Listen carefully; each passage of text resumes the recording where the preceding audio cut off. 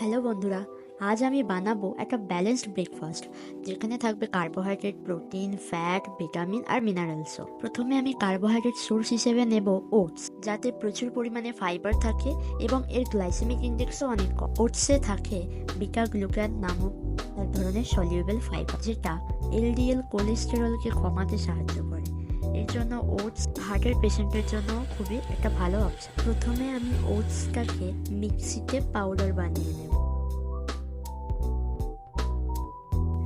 এর মধ্যে কেটে রাখা গাজর, যেটা একটা ভালো ভিটামিন সোর্স, তার মধ্যে ধনেপাতা, লঙ্কা কুচি।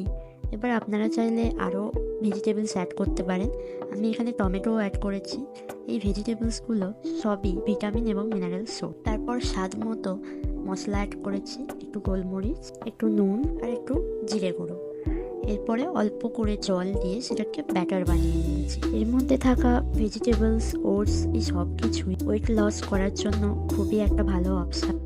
এরপর তাওয়াতে অল্প করে তেল একটু ব্রাশ করে নিয়ে তাতে ব্যাটারটা দিয়ে গোল আকারে গোলা রুটির মতো বানিয়ে নিলাম। আবার যাদের ডায়াবেটিস আছে বা হার্টের সমস্যা আছে তাদের জন্য একটা ভালো অপশন, এবং যাদের কনস্টিপেশন আছে তাদের একটা ফাইবার রিচ, প্রোটিন রিচ একটা ব্রেকফাস্ট।